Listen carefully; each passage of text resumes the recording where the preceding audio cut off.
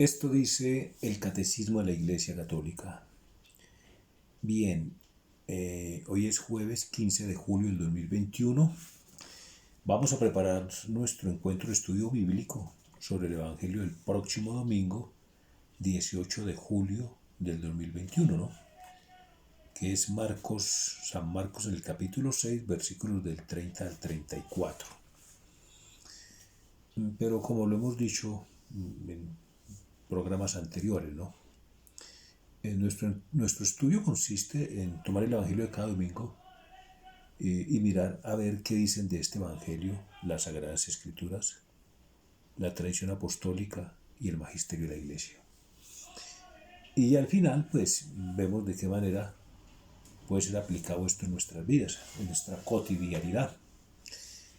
Pero como siempre, ¿no?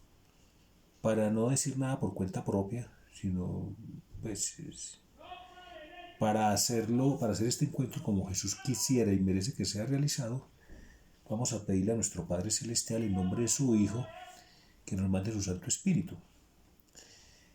Espíritu Santo, ilumínanos y santifícanos. Espíritu Santo, ilumínanos y santifícanos. Espíritu Santo, ilumínanos y santifícanos. Entonces, es el Evangelio de San Marcos en el capítulo 6, versículos del 30 al 34. Lectura del Santo Evangelio según San Marcos. Gloria a ti, Señor, por la señal de la Santa Cruz de nuestros enemigos. Líbranos, Señor Dios nuestro, en el nombre del Padre, y del Hijo, y del Espíritu Santo. Amén. Los apóstoles se reunieron con Jesús y le contaron todo lo que habían hecho y lo que habían enseñado. Él entonces les dijo: venid también vosotros aparte a un lugar solitario para descansar un poco. Y es que los que iban y venían eran tantos que no les quedaba tiempo ni para comer. Así que se fueron en la barca, aparte a un lugar solitario. Pero les vieron marcharse y muchos se dieron cuenta. Así que fueron allá corriendo a pie de todos los pueblos y llegaron antes que ellos.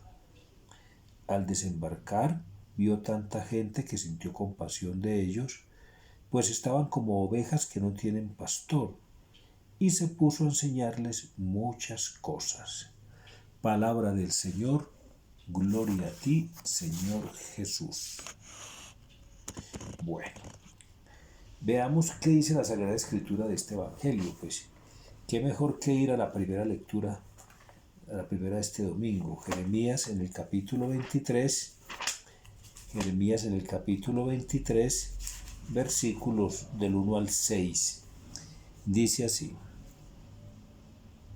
Dice Jeremías en el capítulo 23 del 1 al 6. El título es Oráculos Mesiánicos, el Rey Futuro, ¿no? Obviamente está hablando del Mesías, de nuestro Señor Jesucristo. Dice: ay de los pastores que dejan perderse y desparramarse a las ovejas de mis pastos. Oráculo de Yahvé. Pues esto dice Yahvé, el Dios de Israel, tocante a los pastores que apacientan a mi pueblo. Vosotros habéis dispersado mis ovejas, las expulsasteis y no las atendisteis. Pues voy a pediros cuentas por vuestras malas obras, oráculo de Yahvé. Yo recogeré el resto de mis ovejas de todas las tierras a donde las dispersé.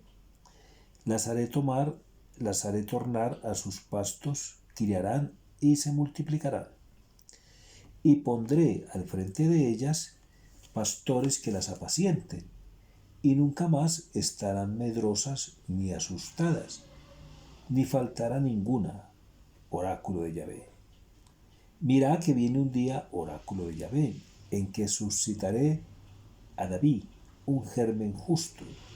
Reinará un rey prudente, practicará el derecho y la justicia en la tierra.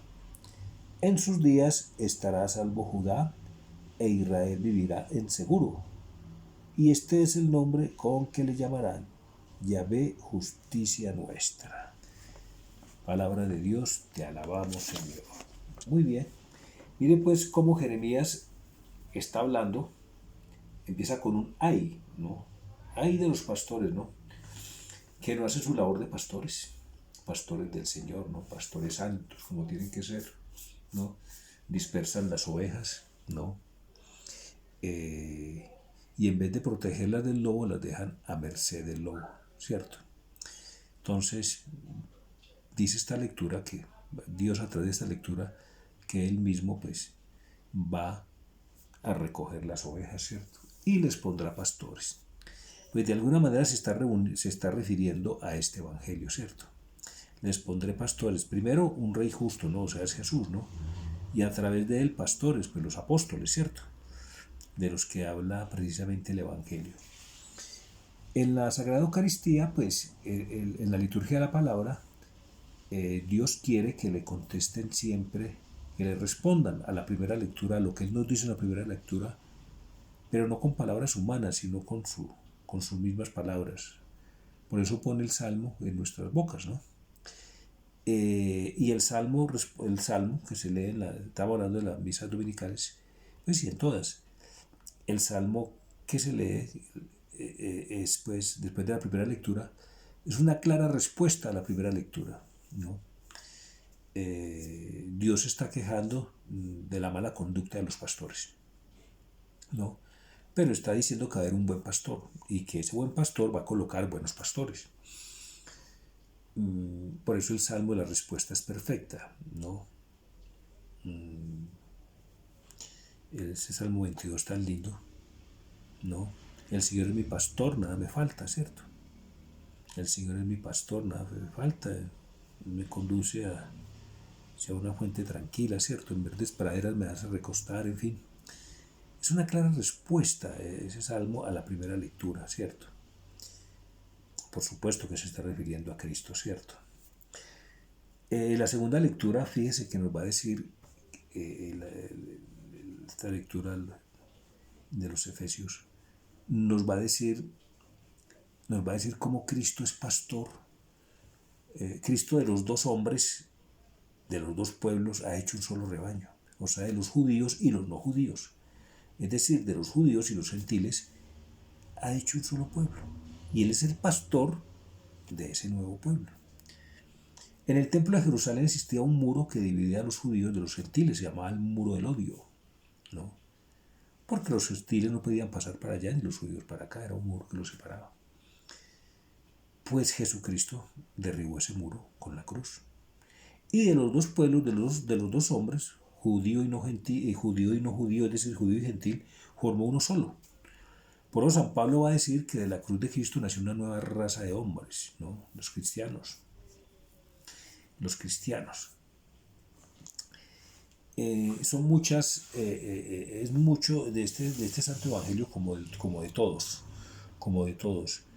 Es mucho lo que hablan las Escrituras, todas las Escrituras pues, de todos los pasajes del Evangelio. Miremos aquí, repasemos el Evangelio, dice: Él entonces les dijo: venid también vosotros aparte a un lugar solitario para descansar un poco, ¿no? Y es que los que iban y venían eran tantos que no les quedaba tiempo ni para comer. A ver, es evidente que ellos se cansaron en la misión evangelizadora, que no es fácil, no es fácil. Entonces mire cómo empiezan a confluir acá muchos evangelios, ¿no? Nada explica mejor el evangelio que el mismo evangelio.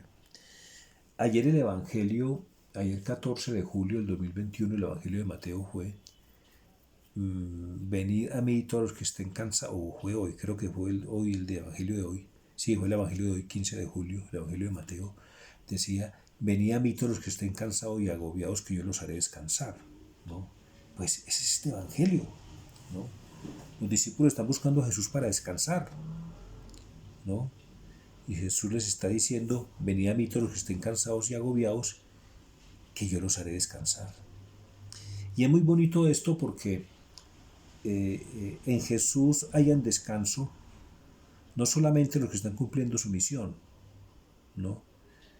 Es decir, la iglesia, sino que mire lo grande el amor de Dios, que en Jesús pueden encontrar descanso los de la antiiglesia. ¿Cómo así? Sí, sí, sí. Los que están en contra de la voluntad de Dios, los que van en contra de la voluntad de Dios, se cansan mucho más que los que hacen la voluntad de Dios, por supuesto que se cansan, ¿no? Los que hacen la voluntad de Dios, como se cansan en Cristo, descansan en Cristo. Pero los que no hacen la voluntad de Dios se cansan en el mundo y el mundo no ofrece ningún descanso. No ofrece ningún descanso. El descanso solo está en Cristo. Entonces, la antiglesia, los que no hacen la voluntad de Dios, encuentran descanso en Cristo también.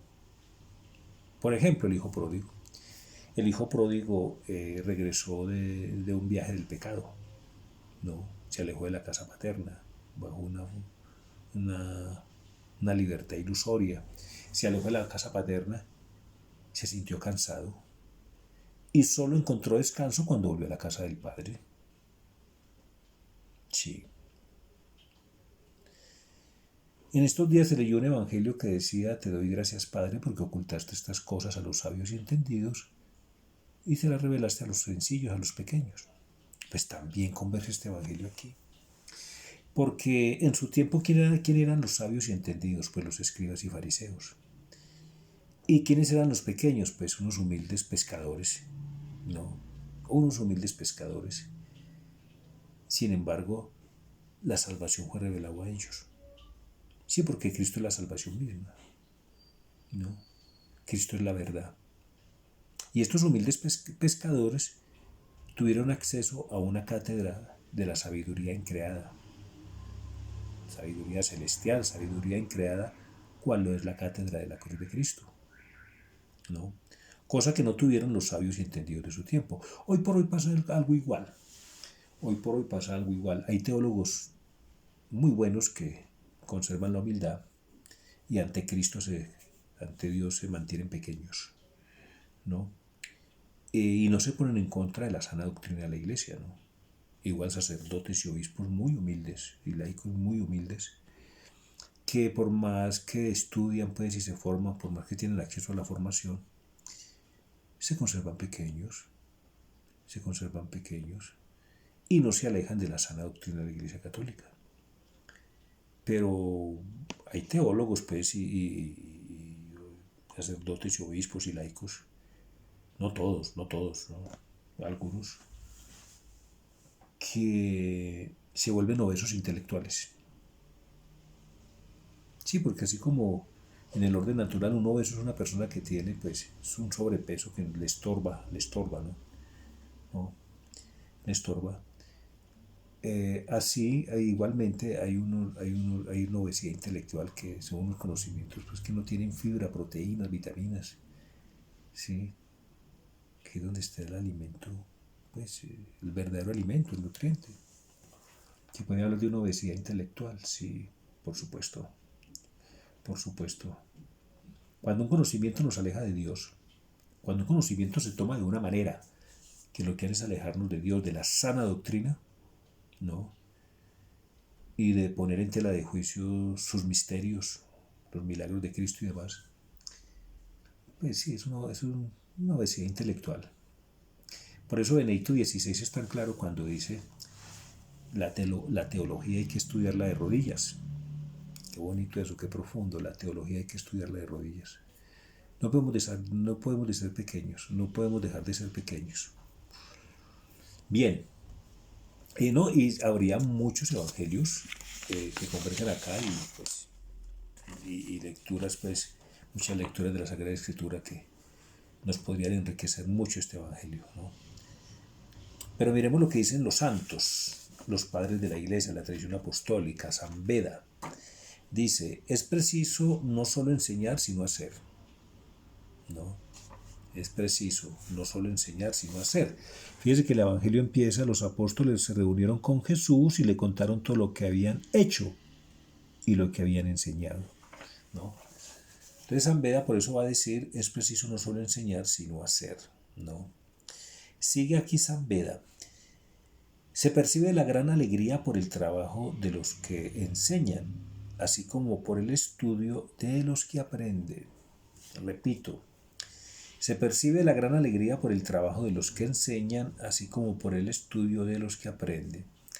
Y aquí surgen dos dimensiones, la formación y la santidad, ¿no? La santidad es hacer la voluntad de Dios, es decir, llevar el mensaje. La voluntad de Dios es que se lleve el mensaje. Y esa es la orden de Dios. Esa es la orden de Cristo acá en la tierra. Ir a todo el mundo, ¿cierto? Bueno. ¿Y la formación? ¿Qué es la formación? Saber hacerlo, saber llevar el mensaje. Para llevar el mensaje hay que tener formación. Porque si no fuera así, los apóstoles no hubieran estado 3 años a los pies del Maestro, formándose, ¿no? Muy bien. Teofilato, ¿qué dice? Dice, los fariseos no alimentaban al pueblo, sino que le devoraban como lobos rapaces. Por esto se reunían en torno a Cristo, verdadero pastor, que les da el alimento espiritual, esto es la palabra de Dios. Y así se puso a instruirlos en muchas cosas. Qué bien, Teofilato. Bueno, antes de pasar al catecismo, nosotros el Evangelio está hasta el versículo 34, pero en el versículo 35 empieza la multiplicación de los panes. Tengamos ese detalle presente, ¿no? No se va a leer el domingo, pero tengamos presente que el siguiente versículo, con el siguiente versículo de este Evangelio, empieza la multiplicación de los panes. Porque es que está tan bien dibujada la Eucaristía en este Evangelio. Pues si leyéramos el siguiente Evangelio, los siguientes versículos, está tan bien dibujada la Eucaristía, ¿no? Ya, vamos a recrearnos un poco, a recrear esta situación un poco. Un domingo.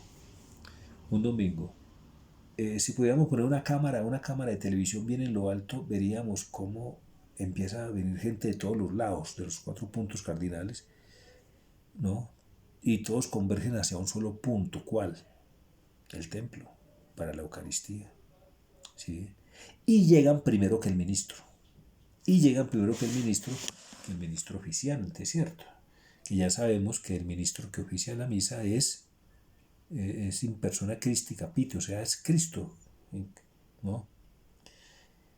Y es que los que iban y venían eran tantos que no les quedaba tiempo ni para comer, así que se fueron en la barca, ¿no? Aparte, a un lugar solitario. Pero les vieron marcharse y muchos se dieron cuenta.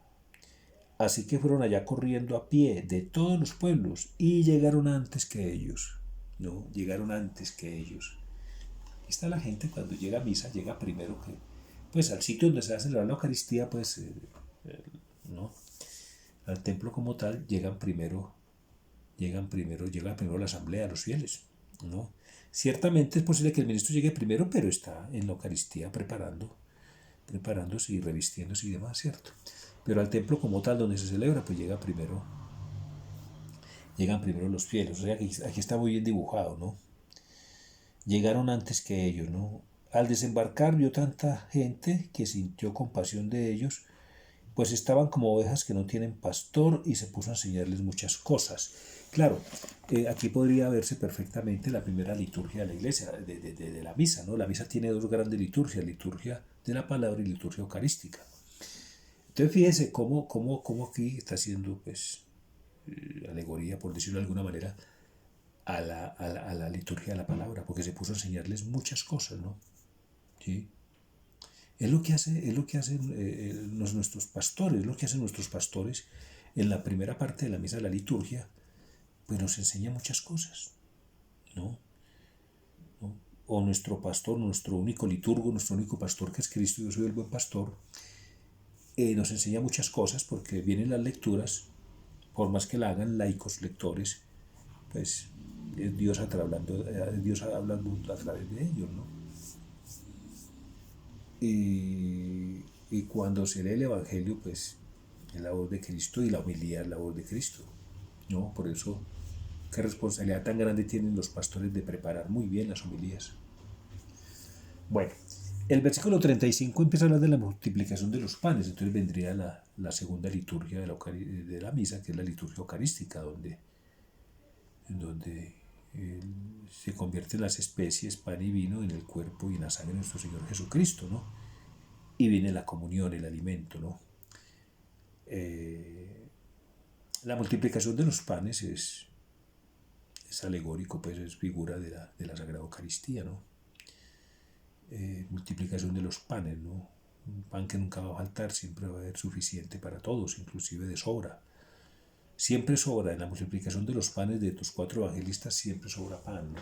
Y lo guardan celosamente, que nada se pierda, porque es figura de la reserva eucarística, ¿no? Tan así es que en Juan no tiene la institución de la Eucaristía como tal como la tienen los 3 sinópticos, ¿no? En San Juan la Eucaristía es la multiplicación de los panes, ¿no? Bien, entonces, ¿cómo está de bien dibujada aquí la Eucaristía? De este evangelio que habla pues del descanso que tienen que tener los discípulos y todo el que trabaja, ¿no? Uno le ponía a ver el descanso y está presente en todo, en todo. Por ejemplo, la música. Si la música no tuviera pausa, lo que se llama en música silencios, los silencios en la música no sería posible. La lectura. Si la lectura no tuviera pausas, pues no sería posible la lectura, no se le encontraría sentido. El descanso es sagrado. El descanso está instituido por Dios. Dios trabajó 6 días y en el 7º descansó. Por eso miremos el numeral 30 del Catecismo de la Iglesia Católica, que nos dice del descanso. Oiga, nunca una frase tan corta, pues, nos ha dicho tanto, pues, ¿no? Por ejemplo, ya, en una sola frase el Catecismo nos va a decir todo lo que tiene que decir sobre este santo evangelio, y es de San Agustín. En el numeral 30, al puro final, mire, dice así: porque nos has hecho para ti, y nuestro corazón está inquieto mientras no descansa en ti. Repito, porque nos has hecho para ti, y nuestro corazón está inquieto mientras no descansa en ti. Qué bien, qué bien. Agreguémosle a esto el numeral 982 del Catecismo, que me gusta mucho. A ver, este numeral me gusta mucho como dice al puro final. 982. Dice, al puro final, dice: Cristo, que ha muerto por todos los hombres, quiere que en la Iglesia estén siempre abiertas las puertas del perdón a cualquiera que vuelva del pecado. ¿No? Pues es la Iglesia diciéndonos pues lo que dijo Cristo, ¿no? Es que sí, vengan a mí pues todos los que estén cansados y agobiados, que yo los haré descansar. La Iglesia tiene las puertas abiertas para todos los que estemos agobiados. ¿Agobiados por qué? Por el pecado, ¿no? Y el verdadero descanso se lo vas a encontrar en los brazos de Cristo. Por eso cuando nos confesamos, nos quitamos como un peso de encima y descansamos. Bueno, vamos a pedirle al Señor una gracia bien grande en base pues a este santo evangelio, a estas lecturas tan lindas para este domingo 18 de julio. Vamos a pedirle al Señor una gracia muy grande, ¿no?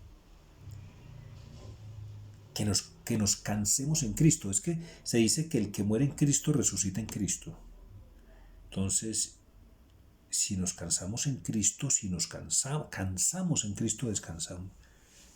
Tenemos el descanso asegurado en Cristo. Porque Él mismo les dijo: vengan a un lugar solitario, ¿no? Vengan a un lugar solitario, ¿cierto? ¿Qué es cansarnos en Cristo? ¿Qué es cansarnos en Cristo? Cansarnos en Cristo es vivir en la tierra como se vive en el cielo. ¿Cómo se vive en el cielo? Pues la Eucaristía, en el puro final de la consagración, nos da la clave. Cuando decimos que con María Santísima y todos los santos merezcamos con tu Hijo Jesucristo compartir la vida eterna y cantar tus alabanzas. Por Cristo, con Cristo y en Cristo. O sea, en el cielo todo lo que hagamos va a ser una alabanza, ¿no? Al Padre. Esa es la vida eterna. Una continua alabanza, una eterna alabanza al Padre, ¿no? y una alabanza que se va a hacer al Padre por Cristo, con Cristo y en Cristo. Entonces, fíjese que después de esto viene el Padre Nuestro, y en el Padre Nuestro decimos, hágase tu voluntad en la tierra como en el cielo. Entonces, vivir en la tierra como en el cielo es hacerlo todo, desde el acto más insignificante hasta el acto más grande y trascendental, hacerlo todo por Cristo, con Cristo y en Cristo. Es decir, hacerlo todo en el amor, en el verdadero amor. El verdadero amor es hacer todo por Cristo, con Cristo y en Cristo, ¿no? Vamos a pedir esa gracia al Señor. Vamos a pedir esa gracia al Señor de hacerlo todo por Él, con Él y en Él, por Cristo, con Cristo y en Cristo, ¿no? Y así empezamos a vivir la vida eterna en la tierra. ¿Que es posible? Sí, el mismo Evangelio lo dice. Padre, esta es la vida eterna, que te conozcan a ti, el único Dios verdadero, y a tu enviado Jesucristo, ¿no? El que empieza a conocer a Dios y a su Hijo Jesucristo ya está transitando la vida eterna. Pero no es un conocimiento intelectual, es más que intelectual, es de experiencia, de esa relación íntima con Dios y su Hijo único Jesucristo, ¿cierto? Gloria al Padre y al Hijo y al Espíritu Santo, como era en el principio, ahora y siempre, por los siglos de los siglos. Amén. No olvidemos nuestra antífona, protégeme Señor, que me refugio en ti, ¿no? Si pedimos a conciencia, con devoción, con fe, la protección del Señor, nunca nos vamos a contagiar de COVID, ¿no? Insisto, las medidas son necesarias, el gel, el tapabocas, los medicamentos y demás. No, hay que hacerlo, eso es necesario. Pero es que es más potente la Eucaristía. Miren, en la transfiguración, cuando Cristo se transfiguró, estaba luminoso, lleno de luz, y una luz tan fuerte que los discípulos cayeron por tierra. No resistieron esa luz tan grande, tan solemne, tan potente. Pues esa misma luz del resucitado fue la que se le apareció a Saulo, antes de llamarse Pablo, pues a Pablo en el camino de Damasco, y fue tan fuerte esta luz que, pues sí, que lo tumbó, lo tumbó y lo dejó ciego. Esa misma luz es la que surge en la Eucaristía. Porque es que no puede ser que Cristo sea uno acá y Cristo otro acá, no, es el mismo. Es el mismo.